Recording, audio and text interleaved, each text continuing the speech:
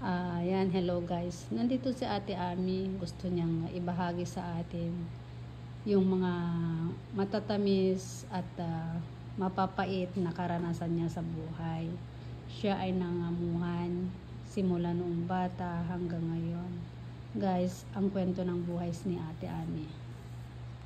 Ate Ami, paano ka nagsimula na nagtrabaho sa isang bahay?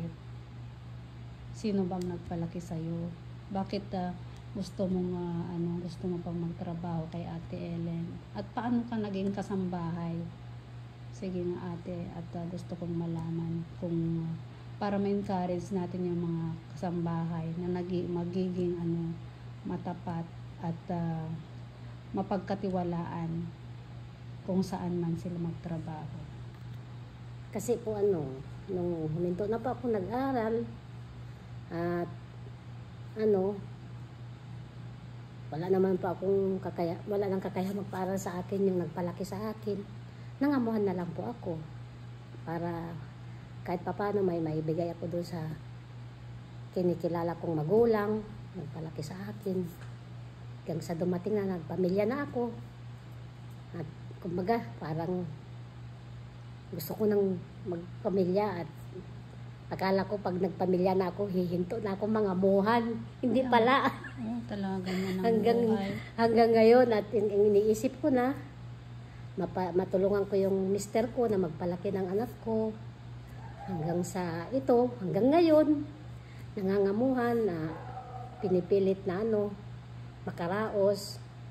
Ang sa akin na lang, pagkatiwalaan nila ako at gawin ko naman hanggat kaya kung yung pagkatiwala nila ako, yung tiwala nila, hindi ko naman din sisirain.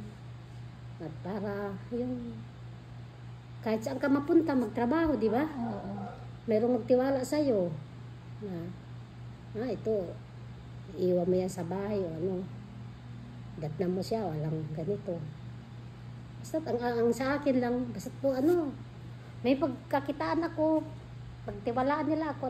Talagang ang ko lang, maghanap buhay para may itustos ako sa mga anak ko, apo ko. Kaya ang pinagpipray ko din hanggang ngayon. Kahit na may mga pamilya ng anak ko, basta malakas pa ako, tulungan ko sila.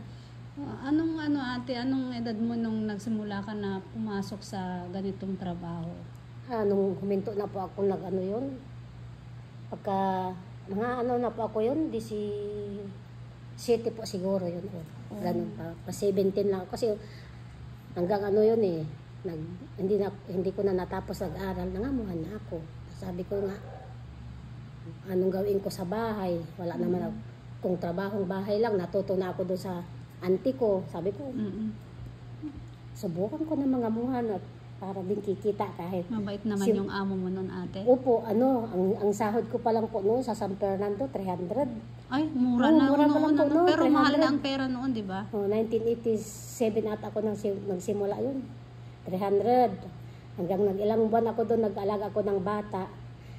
Parang 4 months na at ako sa kanila, ginano na lang 400. Kaya lang nung sinanay ko, nung nagbakasyon ako, hindi na nila ako pinagang bumalik na naman. Doon sa San Fernando, balik na naman ako sa may kamag-anak naman ako nangangamuhan, naghahanap sa bahay din. Yun, sa Ulongga po na naman. Tapos yun, saan? Mabait naman yung amo mo, ate? Opo, halos lahat naman na naging amo ko, mabait.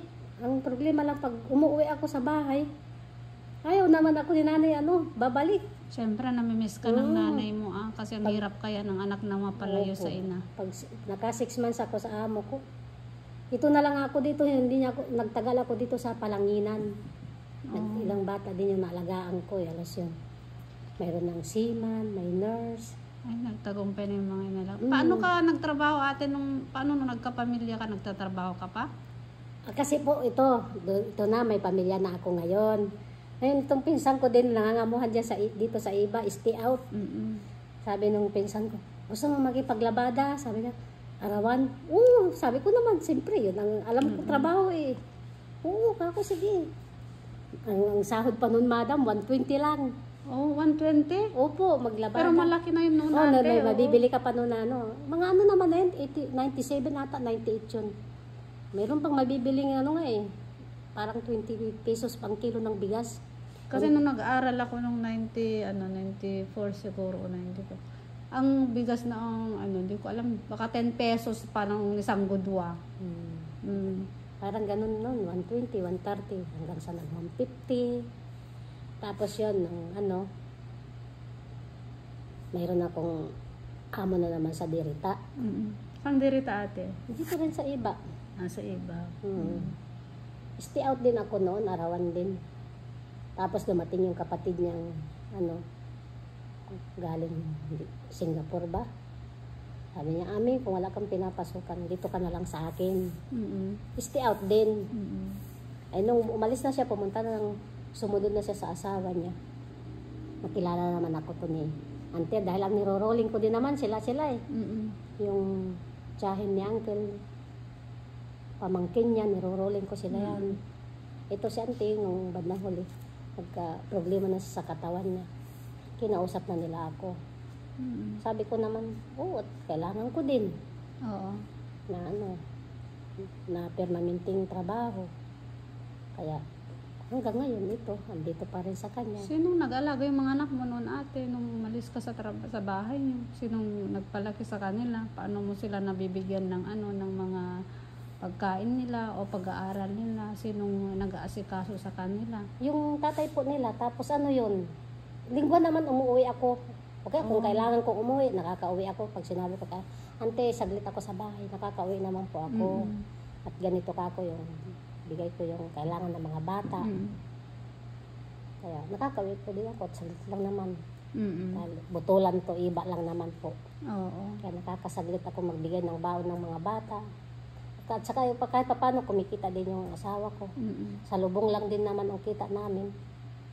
Kahit paano na nakapagtapos ng yung dalawa high school. Yung lalaki second year lang. Kasi alam mo naman ang mga bata ay pag hindi mo nagagabayan, talagang hindi sila nag-focus sa pag-aaral. Hindi sila nag-focus. Ay sabi ko wala, kung hindi kayo magtrabaho na lang ako, sabi nila kasi sabi ko kung ako lang masunod, gusto ko mag-aral. Ang magulang ko minsan gusto mo mangarap ka kung walang pangarap, di ba? Ang hirap talaga ito yung mga mga nagsisisi sila, wala nang magawa. Ilan ang anak mo ay ate? 3 sila, puro na sila may pamilya po. Ganun ba? So, gaano kabait si Ate Ellen sa'yo? Gaano siya kabait sa amo, employer mo? Gaano siya kabait? Para sa akin, ano naman po siya basta may problema ako, isang sabi ko lang, ang sagot niya sa akin, magkano? Masaya na ako sa ganun Hindi ka na mahirapan. Basta hindi ka na mahirapan maghanap. Kasi ang hirap kasi maghanap ng ngayon, ng pera. Nasubukan ko din, meron din po ako lalo kapag emergency, Opo, yun. Si ante, walang basta ang sagot lang niya sa'yo. Pero noon, meron din ako naamuhan limit din magpautang. Pero hindi naman kasi, sa bagay hindi mo din siya masisinunin na tumaasa din siya sa kuya niya. Saka temporary lang naman niya akong kinuha noon. Tapos yun, nakilala mo ako niyan Ellen, tinanong niya ako, anong araw na wala kang pasok? Sinabi ko pang gano'n. Dito ka na kanya sa akin hanggang sa dito na nga ako, nag-stay na ako dito sa kanya. Nagkasakit na nga siya. Hindi na siya limit na yung kilos niya. Ay siyempre ako naman, ang tingin ko sa kanya, magulang, yung kapatid. Hindi ko siya hinindihan ko kasi kailangan ko din ng trabaho. Siya, kumbaga, pwede siya maghanap at may pira siya Kaya naano ko na lang, kung hindi niya ako pagsawaan, dito pa ako, pero pag sinabi, Ami, di ba kita kailangan? Siyempre, alam mo, isiksik ko po yun. Pero hanggat kaya ko siyang, sabi ko sa kanya, hanggat kaya kita anting pagsilbihan, nandito ako. Pero pag siya nang magsabing, maghanap na akong yung bata. Kasi nagkakaedad na rin ako dahil taon na ako nasa kanya, 34 Anong edad mo ate nung pumasok ka kay Ate Ellen? Ilang taon ka nang Parang nagtrabaho? 32 po ako nun, kasi 20 years na ako sa kanya. Oh, 20 years na. Mm. Alam nyo guys, ang kagandahan ng pagtatrabaho ni Ate Ami ay nagkaroon 20 years, almost 20 years kung nasa ibang bansa ka, malaki ng sweldo mo. Pero nagtiyaga si Ate Ami dahil babait naman si Ate Ellen. At kung ano man yung kailangan niya ay nabibigay ni Ate Ellen. Ganyan talaga ang kagandahan ng isang amo at nangangamuhan o isang kasambahay na nagbibigay sa atin. Hindi natin ituturing ng kasambahay dahil ituturing natin silang parte ng pamilya natin. Kasi sila yung tumutulong sa atin sa bahay, sila yung nag-aayos sa mga kagamitan natin, nag-prepare ng mga pagkain natin. Kasi hindi mo, lalo kapag may emergency ka, lalo kapag ikaw ay hindi na makagalaw, kailangan mo ng isang kasambahay. At wag natin ituring na kasambahay ng isang kasama natin sa buhay dahil ituring natin pamilya. Kasi sila yung nagmamalasakit sa atin. Sila yung nagbibigay sa atin ng kailangan natin kung meron tayong karamdaman sa buhay tulad ng mga iba dyan na hindi ko naman sinasabi na ano, pero marami akong nakikita sa mga naibabalita na minamaltrato ng mga ng mga amo at sana sa mga amo na katulad ni Ate Ellen ay magiging sila yung magiging daan at katulad nila, magiging tularin kay Ate Ellen. Siya yung magiging salamin at daan para magiging okay sila sa mga kasambahay o nangangamuhan sa kanila. Yung bang magiging ituring nilang kapatid o kamag-anak ang isang kasambahay na katulad ni Ate Ami. At kung ganitong taon ay katagal ni Ate Ami, ay nako, huwag mo siyang ituring ng ibang tao kasi sila yung nagmamahal sa atin eh. Mas maganda pa nga yung hindi natin kadugo na kasama mo sa bahay kasi sila yung talagang nagbibigay at makakatagal sa atin. Kahit sabihin natin na sila lang yung nag-ano ng sweldo, pero sa akin kasi ay gusto ko yung dahil matagal na siya kagaya ni Ate Ami, ituring mo na lang siyang isang kapatid o isang matalik mong kamag-anak dahil kung wala siya, wala din tayong magawa lalo sa mga pagkakataon na kailangan natin talaga ng kasama sa bahay. Pagpatuloy natin guys ang mga kwento ni Ate Ami dahil ito yung magiging salamin o magiging daan para yung mga nangangamuhan o na magiging amo, yung mga nagmamaltrato sa amo ay sana katulad nila ni Ate Ellen na mabait at mapagbigay kung ano man yung meron siya, binibigay niya lahat para matulungan niya lang yung isang kapatid na natin katulad ni Ate Ami na naghirap siya ng 20 years para lang sa pamilya na at sana yung anak niya na binigyan niya ng sakripisyo ay sila din ang mag-aasikaso sa kanya pagtanda niya at sana yung magiging gabay niya sa pagtanda niya ay sila din ang magbibigay sa kanya ng lakas ng loob para lumaban sa hirap ng buhay, hamon ng buhay. Kasi kung wala siya, wala din mga tagumpay ng mga anak niya. Kasi ang hirap mawalay sa anak, magsakripisyo ka para lang maibigay mo ang kailangan nila. Lalo tayong mga OFW, mga nakaranas na umalis ka sa bansa para lang mapag-aral mong anak mo. Umalis ka sa bansa para maibigay mo ang gusto ng mga anak mo. Guys, alam nyo ba? Alam natin ang puso nating mga ina. Dahil ina din ako na mahirap talagang malayo ka sa pamilya mo o anak mo na hindi mo alam kung sinong nag-aalaga. Kung hindi mo alam kung ano man yung naihanda na pagkain nila, hindi mo sila katabi sa bahay at iba yung taong inalagaan mo at iba ang anak na inalagaan mo na yung time na yun sana ay inaalagaan mo ang anak mo. Pero dito tayo kasi para lang sa sakripisyo natin at maibigay natin ang kabuhayan at para hindi magutom yung mga anak natin. Ganyan ang sakripisyo ni Ate Ami sa 20 years na nagsilbi kay Ate Ellen. Alam nyo guys, hindi ko naman pinamamalaki pero maraming nagsasabi na si Ate Ellen ay siya yung pinakamabait na amo At syempre, hindi na magtatagal si Ate Ami ng 20 years kung wala siyang kagandahan na ugali. Katulad ngayon na sinasabi ni Ate Ami si Ate Ami kay Ate Ellen. So, ano pala ang last name mo, Ate? Ano? Yan, guys. Baluyot. Si Ate Ami Baluyot. Anong edad mo na ngayon, Ate Ami? 52. 52 na. So, 32 siya. 32 ka 32. Nagsimula nagtrabaho. Opo, 32. So, anong edad na ngayon yung mga anak mo, Ate? Yung panganay ko, ano na yun 32. Kasi 19 ako nag-asawa. 32 na si Princess. Panganay mo. Opo. So, ilan ang anak mo, Ate? 3 sila yan Ay, sa akin. Tatlo daw ang anak ni Ate. Pero na sila may pamilya. Kaya 6 ng apo ko. Ay, ang dami na pala ang apo mo. Kaya Dalawa sila. Sa panganay, 2. Sa pangalawa, 2. Sa pangatlo, 2. Kaya, Taga saan ka dito, Ate, sa Zambales? sa Botolan. Kaya hanggat kaya magtrabaho, tandyan masaya naman na pag-uwi mo, mayroong mga apo na sasalubong, nanay, yung sasalubong sila, humihingi ng pasalubong. Pag-uwi, iniisip ko, bilhin na makain nila. At yan na, tignan na yung bit-bit mo, kung anong laman. Buti nga ikaw, Ate, nagtatrabaho dito lang sa malapit sa'yo. Kasi yung mga ibang nanay, pumupunta sila sa ibang bansa para magsakripisyo. Kasi ikaw, nakikita mo yung mga anak mo dito. Pero ang difference lang, ang pagkaiba lang ay mas malaki ang sweldo nila kaysa sa'yo. Pero para sa akin ay okay na yun, basta nakakabigay ka ng at okay na, nabibigyan mo sila ng kailangan nila at may taguyod ang gutom at kahirapan sa buhay. Tsaka, diba? Opo. Tsaka kahit gustuhin ko mapunta sa ibang bansa, wala naman akong natapos.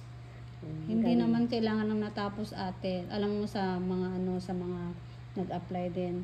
Basta healthy ka lang, wala kang sakit at nakakaintindi ka, nakakapagsulat ka at marunong kang magtrabaho, yan ang kagandahan. At hindi naman sa bakit kailangan bang maging professional ka para mapunta ka sa abroad, hindi naman kailangan. Basta ma-passport ka, nakaintindi ka ng English, ayan. Saka marunong kang magtrabaho, yun lang. At ang kagandahan sa lahat at mapagkatiwalaan ka at makapagtiis ka sa isang employer na ibibigay sa'yo ng mga agency katulad kapag mag-a-apply ka. Ganun lang, hindi naman kailangan ang natinapos Bakit yung mga ibang kasambahay na sa ibang bansa ay wala naman silang natapos, high school graduate, undergraduate ng elementary. Ang kagandahan doon, marunong kang magtrabaho. Yan lang, Ate. Kasi yung mga iba, minamaliit nila yung mga pumunta sa abroad na sinasabi na hindi ka makapag-abroad kasi wala ka namang tinapos. Hindi yon. Ang maganda, ang kailangan lang naman ay wala kang sakit at saka maayos kang magtrabaho, yun lang ang kailangan. Nakakaintindi ka, okay na yun. Bakit yung mga iba nagkakaroon silang 20 years? So, yung mga iba naman, nahihiya sila na pumasok sa ibang bansa dahil maging katulong sila. Alam mo ba, ang isang katulong ay yun ang pinaka-the best na trabaho dahil hindi sila nahihiya na magsabi na katulong sila. Dahil ang katulong ay isang marangal na trabaho kaysa sa pumupunta ka sa iba't iba namang ginagawa mo o namamalimos ka. Nakakahiya yun kasi once na namamalimos ka dyan, bakit di ka magtrabaho? Ang laki-laki ng katawan mo, di ba? Nakakahiya yun, yung humihingi ka ng tulong sa makamag-anak. Marami ka pang maririnig. Marinig ka pa ng, ang kapal-kapal na mukha mo, nagtrabaho ka, di ba? Ganun yung mga Tapos kapag may trabaho ka, ikaw naman ang lalapitan ng mga kamag-anak mo para humiram, di ba? Nangyayari sa atin yan, di ba? Hindi na natin pagkaila yun dahil may minsan nararanasan normal na rin natin. po yan. Oo nga. Kaya sa mga panahon na ngayon ay mga kasambahay na katulad ni Ate El, Ate Ami ay saludo tayo dahil hindi siya nahiya para yung sweldo niya ay pinagkakasya niya para mapag-aral yung mga anak niya at matustusan niya ng kailangan ng pamilya niya. So, taga saan ka dito sa iba, ate? Hindi sa ano po ako, Madam Butolan. Si Sa Ate Butolan. Ami pala ay taga Butolan. Dito ako sa iba nangangamuhan. Dito siya, Kaya, oo, taga Butolan. ano po. Butolan, malayo pa dyan sa may tulay, ano? Opo, lampasan ko yun. Ay, malayo yun, ah. Bukaw po Bukaw yun, barangay namin. Sitio Bukaw. Bukaw. Oh, Yung- doon sa Mount Pinatubo? Ay, hindi po itong tulay na bago. Yung bago. Opo. Oh. Yung sa may lahar, natatanam mo ng dagat. Anong di ba? naranasan mo nung pumutok ang lahar, ate? Yung vulkan? Wala ka dyan? Andyan po kami sa bahay noon, nung ano yun, 91 po yun, di ba? Nung pumutok po. Diyan lang po kami sa bahay. Hindi natabunan ng bahay nyo? Hindi naman po bumagsak, kundi dahil habang binabawasan ng buhangin. May kasamang buhangin po noon yun eh. Buti nasagip kayo. Hindi naman po kami nagano din po kami noon. Dito ay sa hating gabi, napunta kami dito sa Sambales High. Nagbakwit. Kinabukasan, nakauwi na rin po kami. Kaya makita namin yung lahat, lumulutang na yung mga isda. Ay, Doon sa tulay po, pumunta kami doon sa tulay. Pakita mo yung ilog ng ganon, lumulutang na yung mga isda na patay na dahil sa init po ata ng galing sa Oo. bulkan. Pakita mo po doon. paano kayo nabuhay noon, ate? May nagbibigay na po, may mga rasyon na po noon. Mga galing sa mga kung saan bayan, lugar. Marami na po noon. Wala kaming ginawa, magtambay sa highway, magabang ng may darating na nagbibigay ng rasyon. Yun pang gawa po na maraming tumulong din po. Basta mayroon pong magbibigay maya-maya. May mga nakaripak-ripak na po na pagkain. Kasi ang sa amin lang po, noon eh. Hindi naman po kami kasi yung katulad doon sa galing talaga sa paanan ng bulkan na talagang nasiraan ng bahay o nawalan ng mga gamit. Kami hindi naman dumaan sa amin. Dito lang sa tulay mo makita yung umitim, yung naglahar na yung tubig. Yun po. Pero hindi ka na nga makapaghanap buhay noon dahil parati ka nang may takot yung kasagsaran ng pumutok ang bulkan. Kaya ganun, maghihintay na lang po din yung nang may magbigay. Wala ka din mapasukan na trabaho. Opo, ng mga panahon na yon. Dahil hindi mo alam kung tumiro ang mga tao noon, paano. Parang ang nasa isip mo na parang wala natang pag-asa. Kaya nga lumindol pa dito, ano? Opo, lakas po ng lindol noon. Pakita mo yung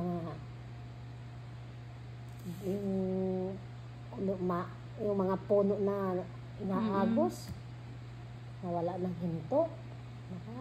Ang ginagawa po namin noon, naglalakas din po kami ng loob. Yung uling. Dami pong uling na bumababa.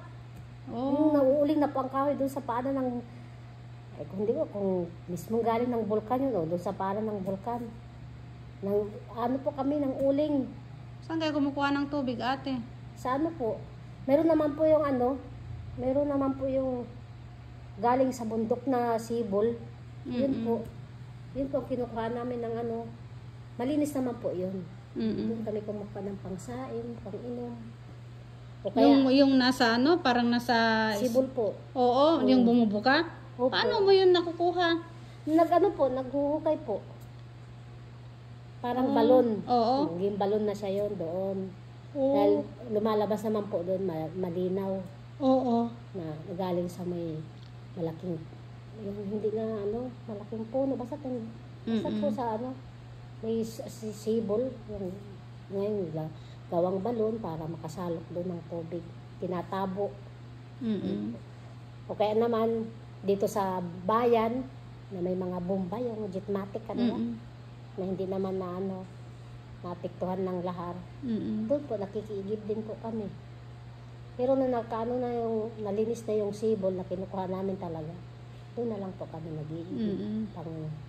Pang-saing, pang lahat-lahat na po. Pati nga naman noon, hindi naman, sa pamilya namin, wala naman nagkasakit ng ganun.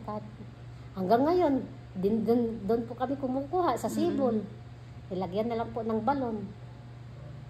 Pero pag iniinom po namin, bumibili na po kami at uso na ngayon yung mineral water. Pero pag saing namin, yung mga anak ko dyan sa bahay, yun sa sibol kinuha, may nilagyan nila ng tangke. Yun na lang po, may nagbo-volunteer na mga naglilinis. Kung minsan, para malinis yun, yung pupunta maglinis, magbigay kami ng mayroong kung gusto mo, 10 piso, 5 piso. Pag merenda lang ba nung maglinis, ganun lang po. Yung namin, tubig namin dyan sa Bukaw. Dahil puro bato bundok yan. Pero kung makita mo nga sana, madam, yung lugar namin, yun nga meron ako doon na kapitbahay na sila yung nakasurvey. Ang pinoproblema nila, yung iba naman kasi sa amin, ako mag-volunteer ako kahit magkano, basta man, yung iba ayaw magbigay. Bakit? Siyempre po, yung kinikita nila, sakto lang nga naman. Para saan yun? Para nga sana gusto nung nakasurvey nung tubig po, madam. Kasi ang dami ng putol-putol yung namin, yung pinakatubo.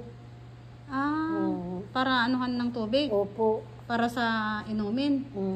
Yun ang problema namin. Bakit wala man lang tumulong sa barangay? Aywan ko lang po. Ako, hindi naman po ako nagpipirmi sa amin. Sabi ko kung minsan sinubok na namin may sabi ko doon sa anak niya, sabi ko, ikaw kako mangulikta, sabi ko. Pag maano mo na yan, wala daw magbibigay. Sabi ko kung magkano yung work ng tubo, pintahin mo kako. Tapos kako mangulikta ka. Wala daw gusto magbigay. Kaya pinagtsatsagaan na lang po namin yung pag maputol, taliin ng guma. Lalo pag tagulan po. Pero malinis naman yon. Malinis po naman, sinasala Ilan po. kayo doon natin nakatira doon? Marami po kami Isang din kami. Pero kumbaga doon sa tubig na yun, lang kami. Marami din, hindi po. Kung patak-patak kayo at mag-ano kayo para makaipon kayo ng kaunti lang para doon, hindi sila magbibigay, walang mag-voluntary mag-ano. Minsan, sabi nila, sakto lang. Ako nga, sabi ko, kung halimbawa kung kulang ng 300, 200, ilang kami kako sa bahay, kung basta't meron na kako 3 kaming pamilya sa bahay, anak ko. Kahit ako kako, sakripisyo ko ng 500 ko. Kaya lang, wala. Wala namang magbigay. Kaya nangyayari, kung napuputol yon, maggala-gala. At tignan kung saan yun, bakit walang nakakarating na tubig. Ay, ganun ba? Makita mo yun. Ano yung pang-inom? Hindi po. Lang po, panglaba, ang hirap yung maglaba. Ayos naman po, malakas pero ngayon, itong ganitong summer, humihina din po. Oo, ang hirap ng tubig. Yun po, Ang hirap pala. ginagawa nila ng paraan para makaabot, taliin ng goma. Sana makarating sa mga pwedeng tumulong at Oo nga, yung tubig namin talaga. para sa mga tubig ni sila Ate Ami sa Kabutogan. Tubo namin. Oo. So, paano kayo mabubuhay kung walang tubig doon sa tag-ulan? Pwede naman, malakas naman ang ulan, ay tubig. Malakas po yun pag tag-ulan.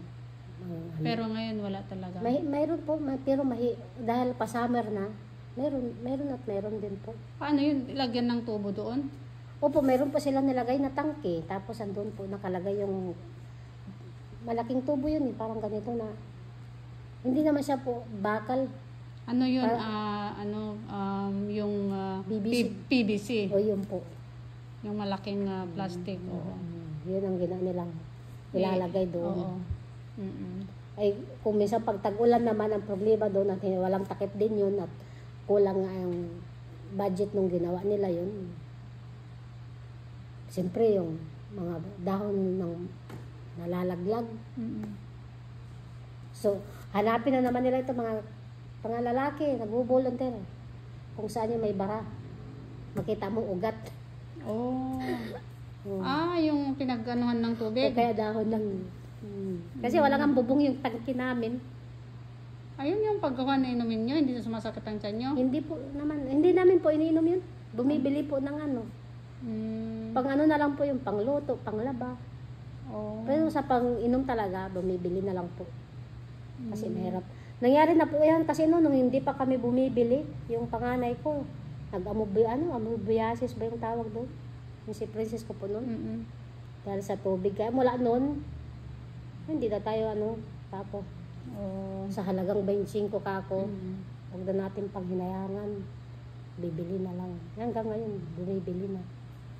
At Ay, sa magkasakit ang tiyan. Opo. Yan guys, ang kasaysayan ng buhay ni Ate Ami. At ginagawan natin ang lahat para matulungan natin siya.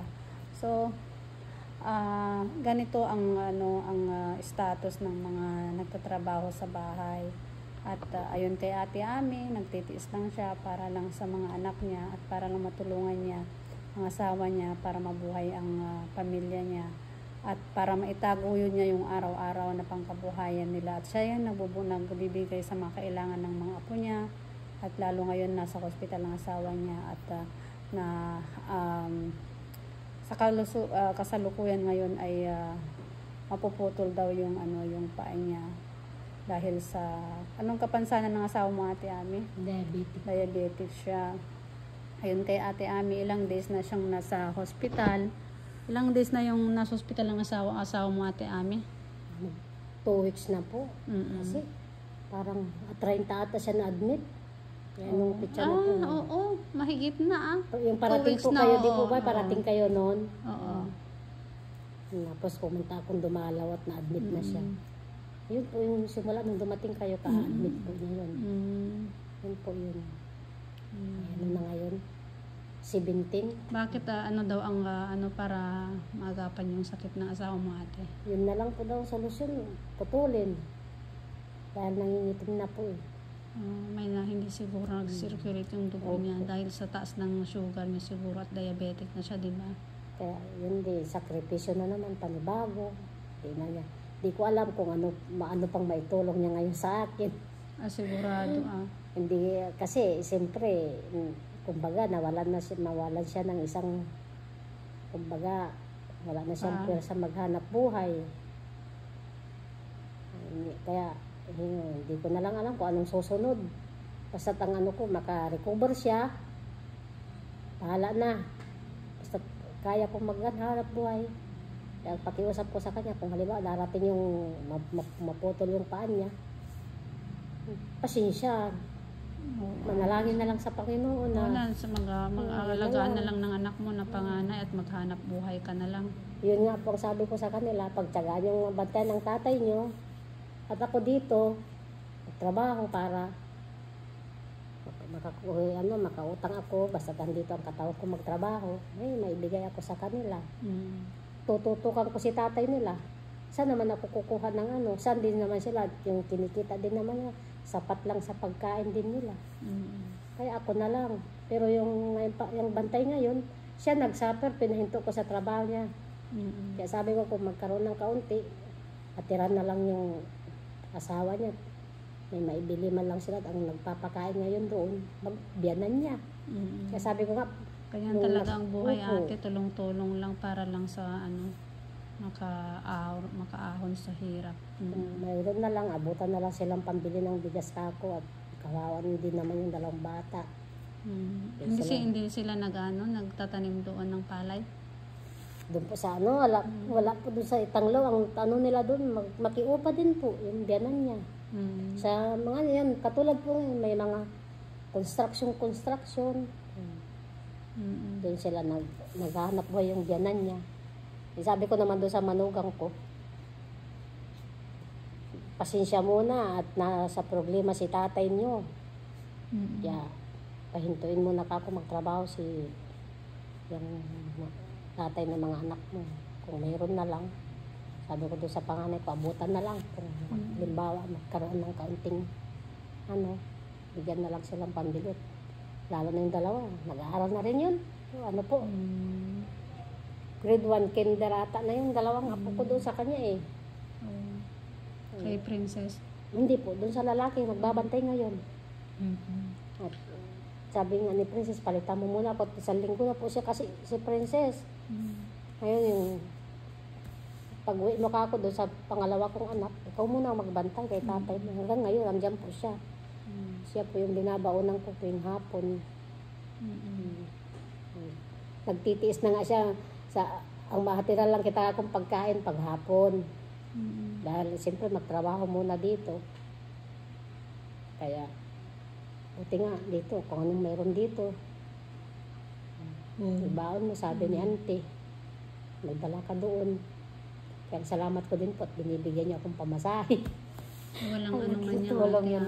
Ang laking tulong din, madam, sa akin yun. Ay, walang ano man yun. Basta meron at ano. Sinerpilo. Diba? Nabutan din niya ako. Kaya sabi ko doon sa anak ko nga, ito, hapon na ako makapunta sa'yo. Kung anong mabili mo yan. At kasi ang may pagkain lang yung pasyente. Oo, pasyente lang. Tapos ang sabi ko, kung yung halimbawa yung binigay sa tatay mo, hindi makain ni tatay mo, at may pambili ka naman dyan, palitan mo yung ulam niya, yung pwede sa kanya. Sabi ko gano'n sa kanya. At saka yun nga, kung anong kaya ng budget mo, yung huwag kang bibili ng hindi kaya.